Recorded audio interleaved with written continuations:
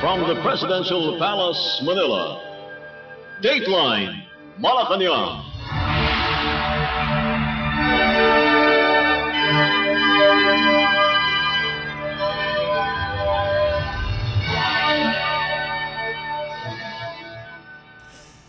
Good day.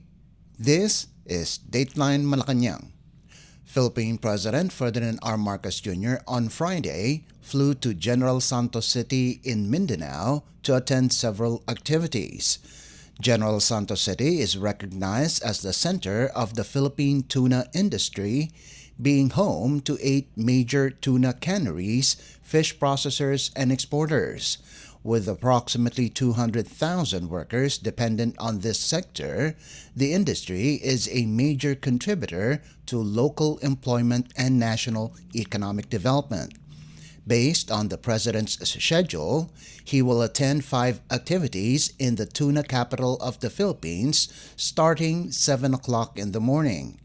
Among the Chief Executive's agenda is the inspection of the fish port complex in Tambler Town, followed by a distribution of livelihood packages at Market Hall 1 of the fish port complex.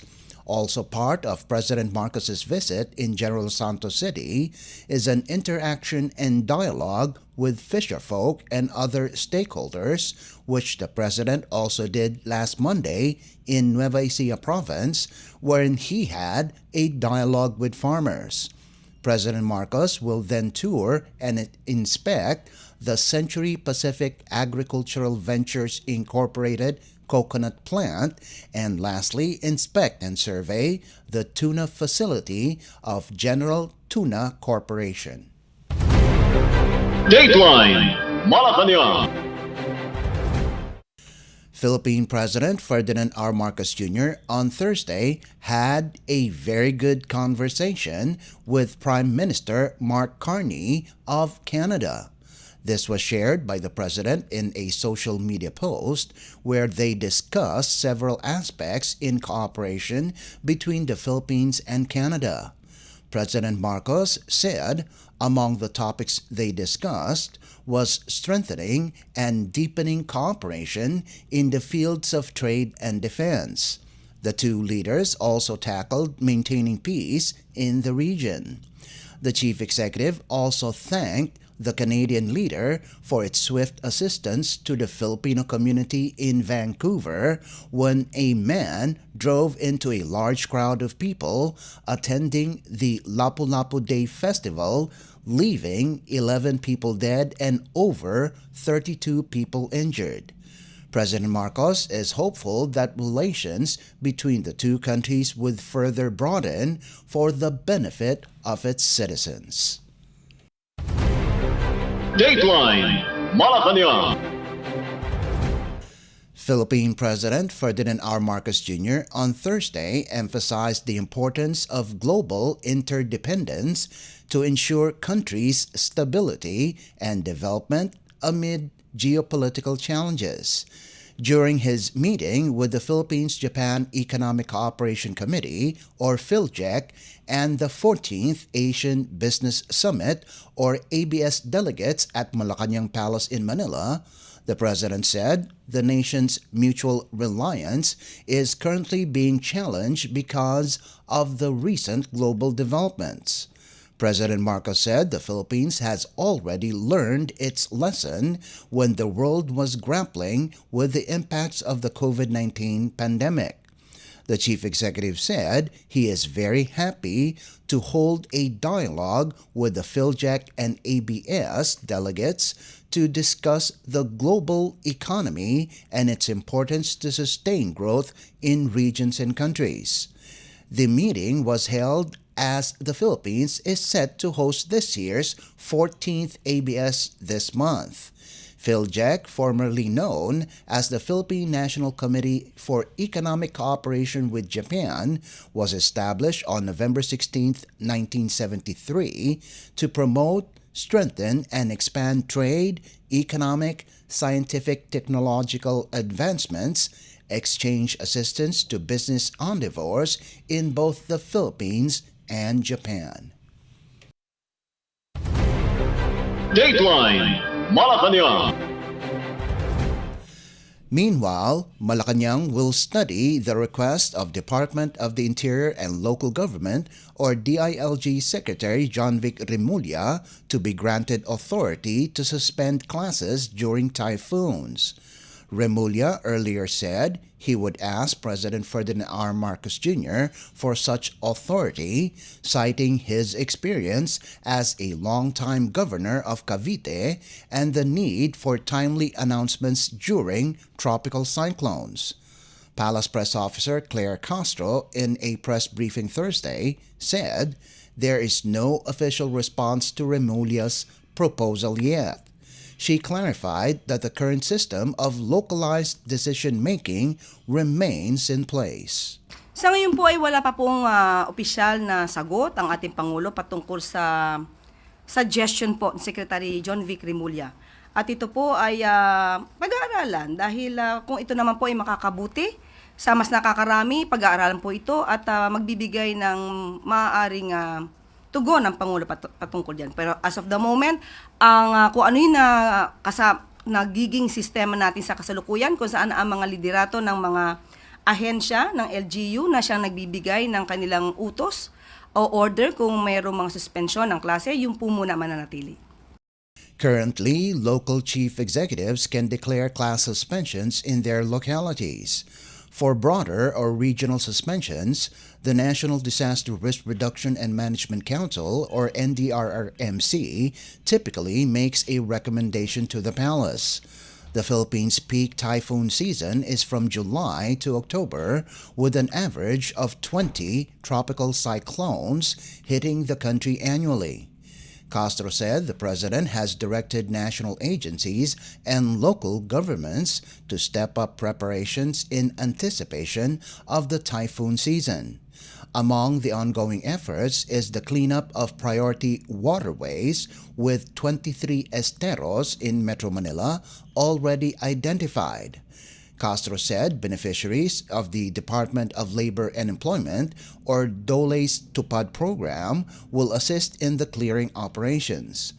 The president also ordered the activation of local disaster risk reduction and management offices, or DRRMOs, emergency operations center, and evacuation preparedness activities, including community drills and exercises. Yes, totoo po yan. Napapanahon na po talaga dahil ngayon ay Hunyo at nararamdaman na po natin ang tag-ulan. Kagabi lamang po ay malakas ang ulan sa aming lugar.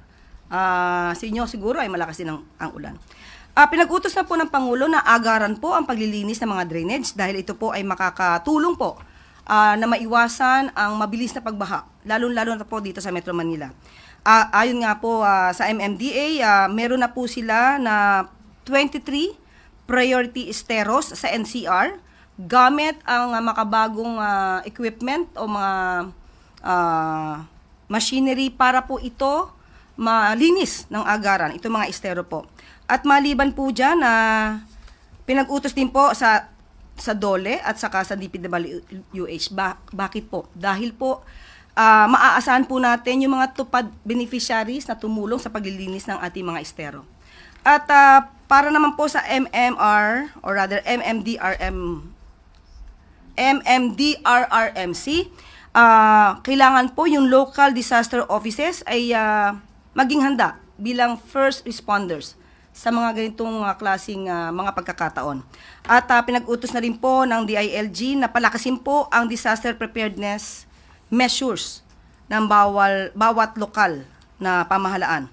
At pinag-iigting na rin po ayon sa DILG at babasahin ko po, activation of emergency operation centers, evacuation preparedness, updated contingency plans, community drills and exercises, at ang enforcement of no-build zones. So asahan po natin ang mga susunod na mga hakbang ng ating mga opisyal para po mas maging handa pa sa mga darating na panahon.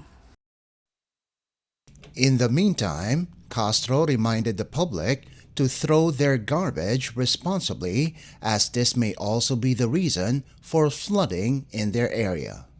Asahan niyo po ang gobyerno nakikilos para sa inyo, pero sana rin po kumilos din po kayo para sa taong bayan. Iwasan na po natin magkalat, magtapon ng mga basura sa mga lugar na mas madalas na bahain.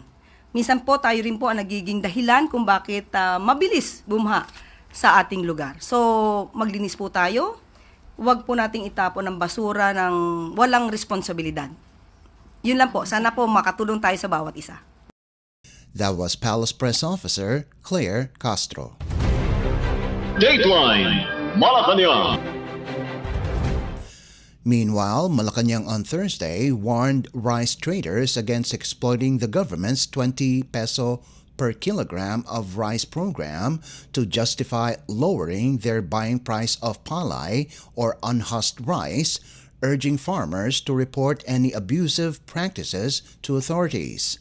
Palace Press Officer Claire Castro said reports have reached the Department of Agriculture or DA that some traders are citing the Benteng Bigas Meron Na or BBM Na program to buy palay at unfairly low prices from farmers. In a press briefing at the palace, Castro urged farmers who experience such abuse to report directly to the DA, Department of the Interior and Local Government or DILG, or the Department of Justice, assuring them that the government will take legal action. The palace official assured farmers that the administration will act on verified complaints, especially if supported by sufficient evidence. Yan po ang ginagawa yatang dahilan para ng mga traders para bumili ng mas mura na palay mula sa mga farmers. Yan po ay walang katotohanan ayon sa DA dahil mas bumibili sila ng marami at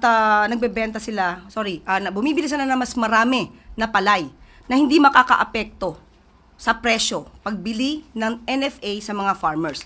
So, ang panawagan po ng gobyerno at ng pamahalaan, ang mga farmers na nakakaranas ng ganitong klaseng pagtrato ng mga traders at gusto nilang murang bilhin ang mga palay dahil ginagamit nilang excuse itong 20 pesos na programa ng Pangulo. Sabihin lamang po sa amin, sa DA, sa DILG, sa DOJ, at kami po ang magdidemanda sa mga traders na umaabuso. Muli, sa mga farmers natin, sa mga magsasaka natin, huwag po kayo matakot. Basta lamang kumpletuhin nyo ang inyong mga ebidensya hanggat maaari para po ito ay maging dahilan sa amin para sila ay habulin at idemanda. Maaari po kasi ito maging kaso na economic sabotage. Kaya huwag po kayong mag-atubili na magsumbong sa amin. The 20 pesos per kilogram rice initiative, a key campaign promise of President Ferdinand R. Marcos Jr., is part of the administration's broader agenda to combat food inflation, stabilize prices, and boost agricultural value chains.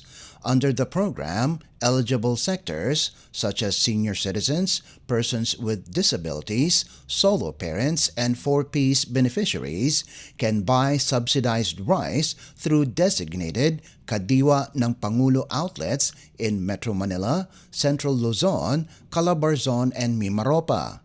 Earlier this week, the President assured farmers that the National Food Authority, or NFA, will maintain its buying price for palay despite the ongoing rollout of the 20 peso rice. President Marcos said the current price range of palay, 19 pesos to 23 pesos per kilogram for dry palay and 18 pesos per kilogram for wet palay, will be maintained. Dateline Malacañang. Also on Thursday, Malacañang said the Marcos administration remains optimistic that the Philippines will reach an upper middle income status.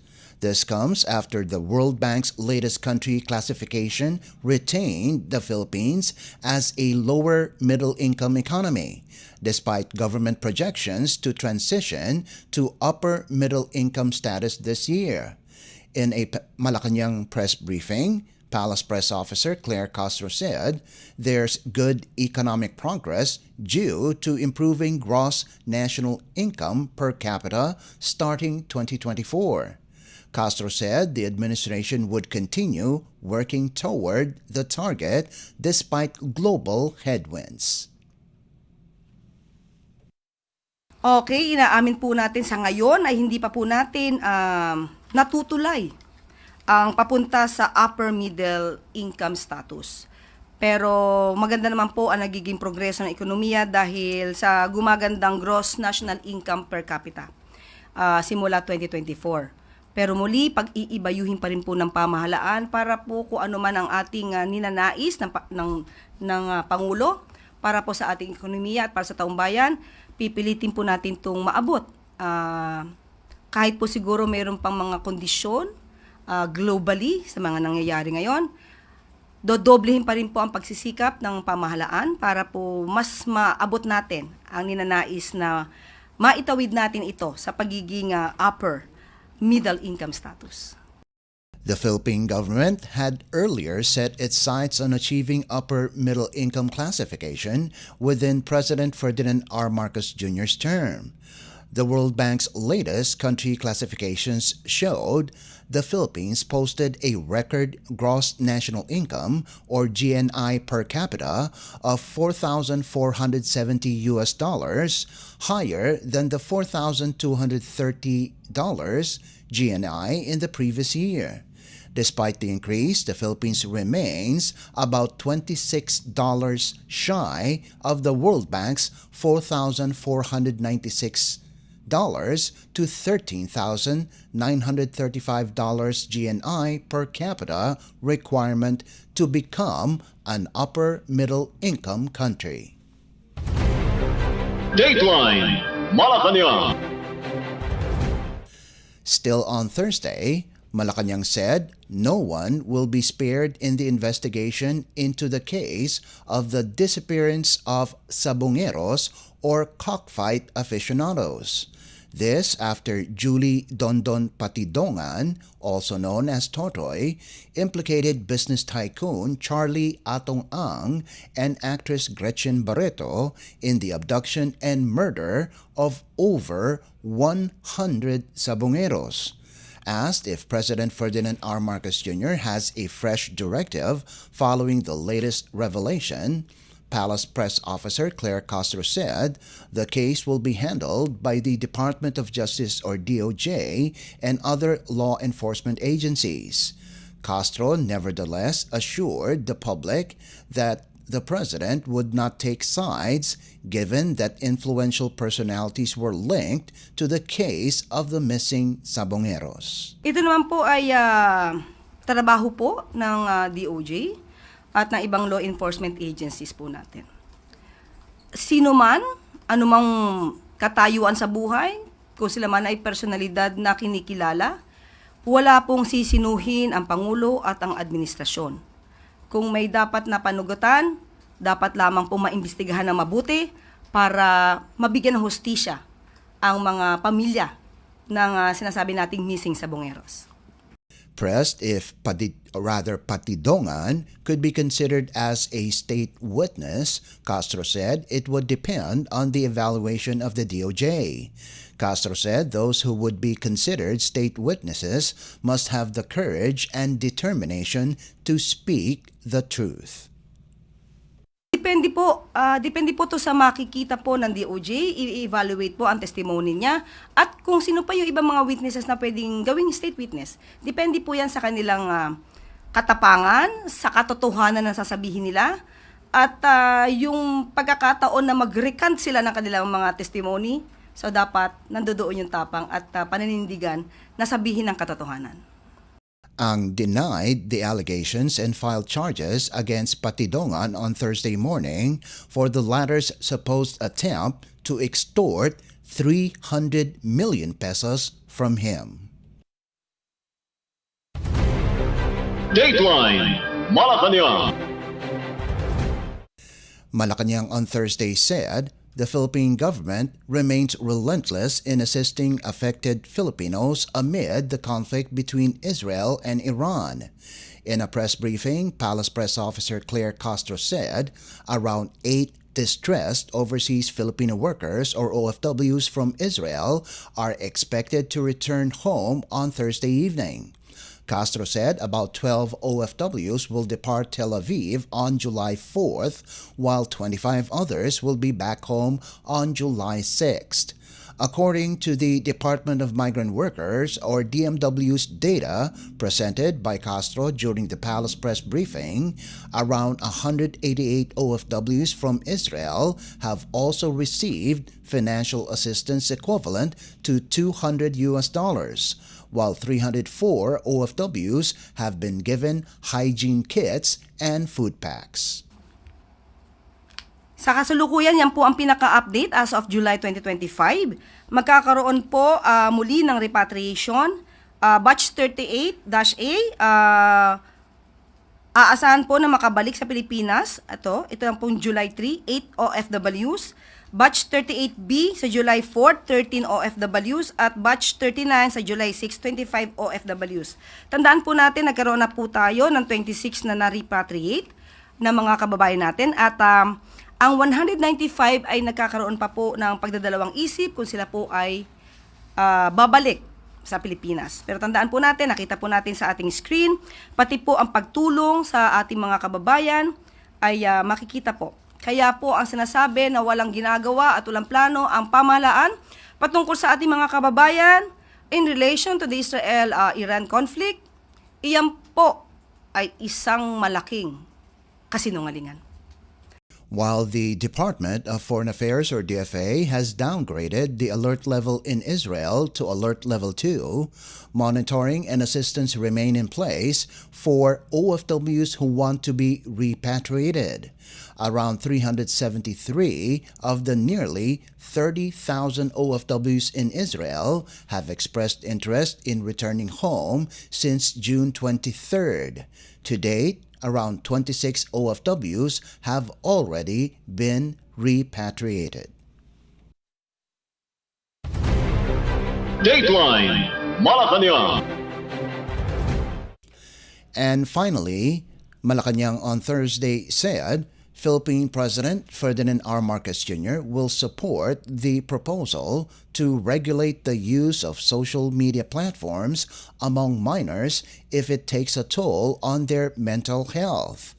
In a press briefing at Malacañang, Palace Press Officer Claire Castro said Senator Panfilo Lacson's proposed measure regulating minors' access to social media and online platforms is good to protect them from the harmful effects of overexposure. Castro said the president is ready to support any proposals that will be good for our countrymen, especially for the youth. Muli, kung ano yung makakabuti sa ating mga kababayan, lalong-lalo na sa mga kabataan. Kung ito po talaga ay magkakos ng mental health issues, sususugan din po ng Pangulo yan at makakakuha siya ng suporta. Basta po ito ay para sa taong bayan at lalong-lalo na para sa kabataan. Senator Lacson filed a bill regulating the minors' access to social media platforms, citing studies which found that excessive use triggers mental health problems such as anxiety, depression, and social isolation.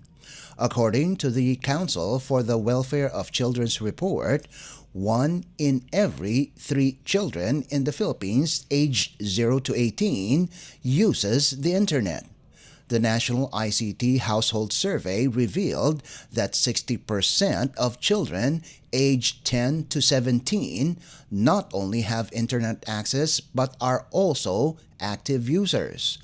Under Lacson's proposed measure, minors will be prohibited from accessing or using social media services, while social media platforms will take reasonable steps and age verification measures to prevent age-restricted users from registering, accessing, or continuing to use their social media service. The bill mandates platform providers to ensure that the data collected is limited, secure, and retained only for the period necessary to fulfill its intended lawful purpose, with users clearly informed of the purpose and scope of data collection, including their rights. Dateline Malacañang. And that concludes this edition of Dateline Malacañang. For Radyo Pilipinas World Service, this is Leo Magpayo. Good day and stay safe. From the Presidential Palace, Manila, Dateline Malacañang.